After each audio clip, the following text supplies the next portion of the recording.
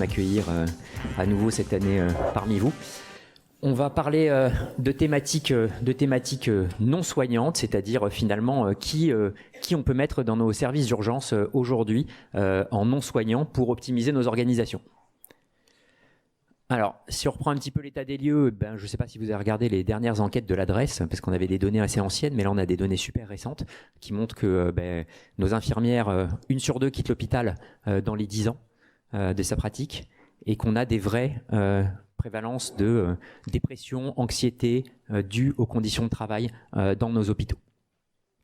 Alors, on regarde aussi la grande étude Mazars de 2020, sur lequel il y a des sujets intéressants, notamment sur ce qui est attendu par les professionnels de santé dans leur service. Et on voit que la partie évolution des métiers, diversification, nouveaux métiers, est un élément fort dans les attentes de nos équipes. Alors, n'oublions pas les attentes des patients. On rappelle quand même qu'un service d'urgence, c'est compliqué pour un patient. Ils y viennent en général, surtout la plupart, une seule fois. Ils ont besoin d'informations, ils ont besoin d'outils qui vont leur donner des données d'attente, des données des choses qui vont leur donner confiance dans leur prise en charge.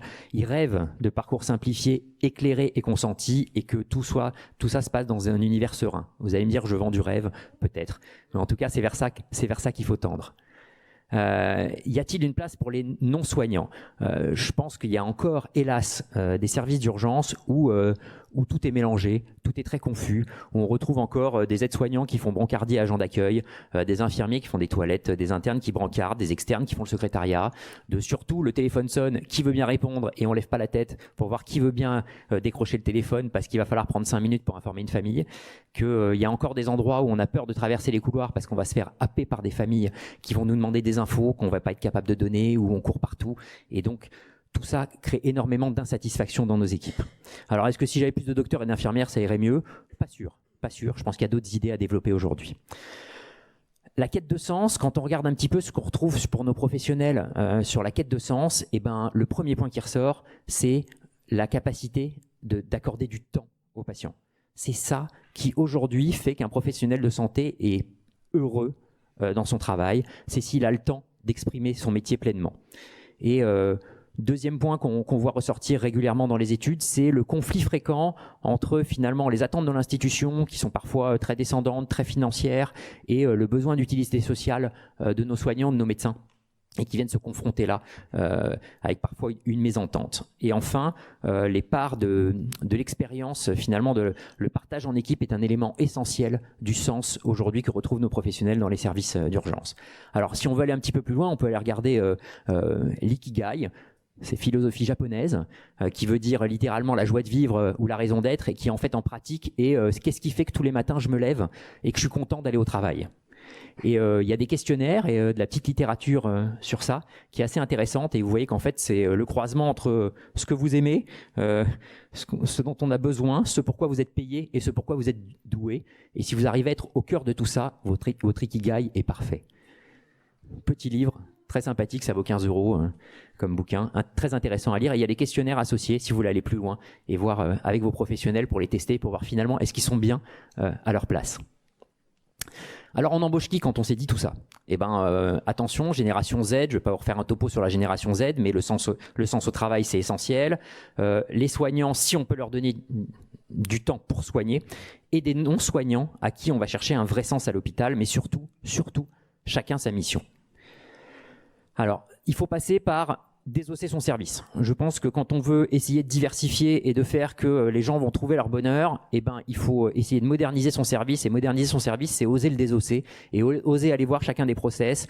Qu'est-ce qui bloque? Qu'est-ce qui fait que où est la qualité de vie au travail? Qu'est-ce qui fait qu'on a des médecins qui démissionnent et pourquoi? On les laisse pas partir sans leur demander pourquoi ils partent.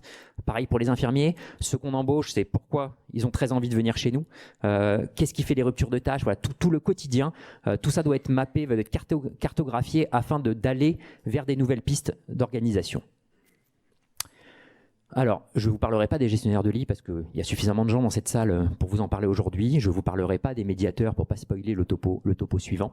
Par contre, il y a des expériences intéressantes sur les logisticiens. Il y a des services qui ont mis en place des logisticiens dans leurs services. Donc les logisticiens, ils sont des missions d'appui logistique pure du service qui ennuient parfois nos aides-soignantes et nos infirmières. La gestion des stocks, l'approvisionnement, la préparation des box. Tous ces métiers-là sont des choses intéressantes. Des case managers. Les case managers, c'est issu du plan Alzheimer en 2010. C'est des gens qui ont un diplôme spécifique et qui sont formés pour organiser à la base le parcours de soins ville-hôpital, mais qu'on peut parfaitement imaginer transposer dans nos services, notamment pour les frequent users qui vont devenir des bed blockers dans vos UHCD et sur lequel on a probablement un vrai travail de développement à faire avec nos assistantes sociales. Les ingénieurs. Les ingénieurs, c'est un vrai sujet. Je pense que c'est une vraie nouveauté. Et il y a des très belles expériences aujourd'hui sur la place d'un ingénieur à l'hôpital ou dans les services d'urgence, parce que finalement, les ingénieurs, ils sont très bons dans la gestion de flux.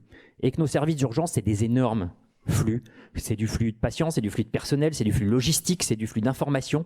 Et que tout ça doit être travaillé par des professionnels qui maîtrisent ça. Alors certes, vous allez tous avoir des médecins ou des soignants qui vont adorer, vont avoir une appétence là-dessus. Mais la vision professionnelle, réelle et l'apport que peuvent avoir des ingénieurs là-dessus peut être un super complément, que ce soit en mission courte, que ce soit pour 2 ans ou 3 ans pour restructurer votre service ou pourquoi pas de manière pérenne.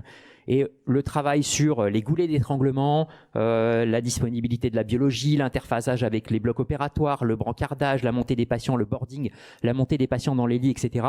Les ingénieurs amènent des réelles solutions qu'on n'a pas dans nos expertises et dans nos compétences habituelles. Je pense que c'est un point très intéressant.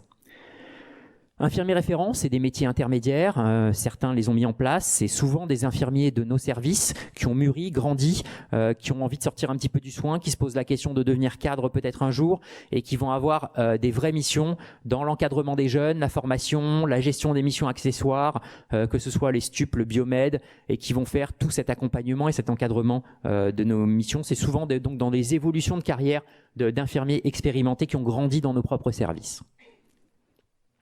Usagers et bénévoles.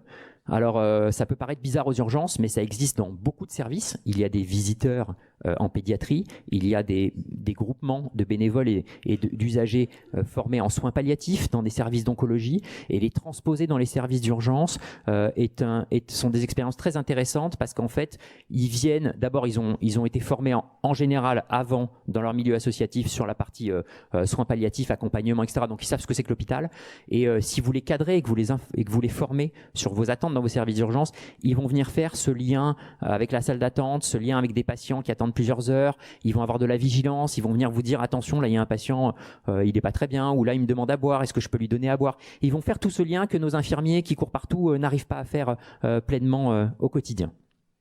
Mais il faut l'encadrer. Appui administratif, désolé, les diapos sont un peu coupés, pour moi c'est le vrai nouvel Eldorado. C'est-à-dire que c'est là aujourd'hui où on a le plus de marge de manœuvre et le plus de choses à développer, si tant est que vous avez une structure agile et qui est prête à se réformer. Et quand je dis une structure, c'est pas que votre service, c'est aussi votre direction. Ça suppose que vous ayez donc une cartographie forte de vos organisations, que vous soyez capable de les former et que vous soyez capable de repenser l'ensemble de vos processus et de se remettre dans la tête que si vous allez venir chercher des métiers de gens qui vont prendre du plaisir là où vous voyez de la pénibilité. Vous voyez, la réponse téléphonique dans le poste de soins est un vrai sujet. Personne n'a envie de répondre au téléphone dans un poste de soins aujourd'hui. Ça dérange. Et bien quand vous embauchez quelqu'un dont ça va être la mission propre, ça va être sa fiche de poste, il va prendre du plaisir à ça. Il va savoir communiquer au téléphone. Il va savoir répartir les appels téléphoniques sur les bonnes personnes. Donc les agents administratifs d'accueil, ça existe à peu près partout. Quand on n'a pas encore des endroits qui ont laissé des aides-soignants par exemple, je crois que c'est plus un sujet. Notre accueil doit être fait par des agents administratifs formés, spécialisés. L'identito-vigilance, on ne peut pas s'en passer aujourd'hui, on n'a plus le droit à des erreurs d'identito-vigilance. Les mouvements hospitaliers, alors les directeurs vont vous dire ça coûte cher, etc. Si vous leur donnez la facturation en temps réel aux urgences, les directeurs ils sont contents. L'argent rentre tout de suite, il n'y a pas de recouvrement, c'est très vite rentabilisé. La gestion des droits, voilà, le scan des documents, si vous êtes entièrement informatisé, ça vous permet d'avoir du dossier parfaitement informatisé. Le vrai sujet que j'ai trouvé très intéressant à développer, c'est des assistants. Alors des assistants au sens large, c'est des assistants de médecins, c'est des assistants d'infirmiers, c'est des assistants de ce dont vous avez besoin dans vos services à vous. Donc de la programmation, mise en place des rendez-vous post-urgence, donner les comptes rendus aux patients, leur donner leurs rendez-vous de post-urgence, commander les ambulances, faire les entrées-sorties en UHCD, les mouvements, prévenir l'EHPAD que vous renvoyez à l'EHPAD le patient. Je ne parle pas d'information médicale, hein, je parle que de l'information logistique, etc. Alors ça peut se mêler selon là où vous les installez avec de l'information aux familles dans le service d'urgence où ils demandent où on en est, où est-ce qu'est... on m'a laissé rentrer dans le service, je cherche ma belle-mère, dans quelle box elle est, etc. Il y a toute cette information-là qui va soulager vos équipes et qui est un vrai bonheur au quotidien, tellement on arrive à recentrer nos soignants et nos médecins sur leur cœur de métier. Et les résultats peuvent être étudiés sur la réponse téléphonique, c'est assez génial, j'avoue. Et si on pousse le modèle jusqu'au bout, et que votre sujet, c'est vous n'avez pas beaucoup de docteurs, eh ben, on peut reprendre des modèles de certains centres de santé, certains urgent care, qui sont allés jusqu'au médecin expert. C'est-à-dire que le médecin, ils arrivent à avoir certains circuits. Donc, on va prendre des exemples de circuits valides purs dans des urgent care. On a des centres qui aujourd'hui arrivent à avoir avec un seul médecin, à avoir plus de 50 patients jour. La moyenne de nos hôpitaux académiques, c'est 10 à 15 patients jour par médecin. Je vous parle de 50 patients. 50 patients jour, ça marche comment? Ça marche que le médecin est un expert. C'est un peu la brigade dans un restaurant étoilé où le médecin, le chef, le grand chef étoilé vient juste poser la petite fleur au milieu de l'assiette à la fin. D'accord? Et toute son équipe, c'est exactement ce qu'ils ont à faire. Le médecin ne passe que de box en box et donne les avis spécialisés, fait le geste technique spécifique et tout l'attend, tout est préparé avant pour lui. D'accord? Il y a des infirmiers, il y a des administratifs, les dossiers sont remplis pour eux, tout est sous forme de questionnaire, toutes les ordonnances sont préenregistrées, il dit exactement ce qu'il veut et tout est déroulé derrière lui. Et donc c'est faisable, on peut complètement tailoriser le système pour en arriver à quelque chose de très découpé où si la ressource est tellement rare en termes de médecins, eh ben le médecin, on le sacralise et tout est organisé autour de lui. Enfin, bien sûr, je suis obligé de vous parler un petit peu de MedTech parce que finalement, aujourd'hui, il y a beaucoup d'attentes là-dessus et beaucoup de développement à faire. Bornes d'accueil, affichage d'informations, de l'affluence patient et des temps d'attente, qui est un vrai sujet de tension chez nos patients, sans compter que, je considère que les transformations numériques devraient déjà tout être faites, c'est-à-dire que tout le monde devrait déjà être sans papier partout dans ces services d'urgence, même si ce n'est pas encore une évidence nationale. Les aides dans les tâches, on en a plein avec de l'IA, que ce soit de la prédiction d'activité, que ce soit de la facturation, que ce soit de l'aide à la lecture des radios, que ce soit de la dictée vocale pour gagner du temps pour nos médecins. Il y a aujourd'hui plein d'outils sur le marché pour faire qu'on peut fluidifier nos services d'urgence et avoir plus de plaisir au travail. Enfin, pourquoi pas Pepper, charmant petit robot dans lequel vous pouvez mettre un module de carte vitale et faire l'enregistrement de votre patient, qui peut aller questionner vos patients et leur demander le niveau de douleur et le nourrir dans votre dossier patient.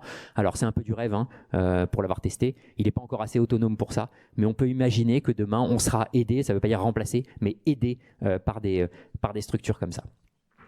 Pour finir, juste vous dire que quand on prend un petit peu tout ça, qu'on prend le temps d'analyser ses besoins, quand on crée des métiers ex nihilo complètement, des métiers adaptés, créés de toutes pièces, avec notamment des gens issus du milieu administratif ou du milieu de service.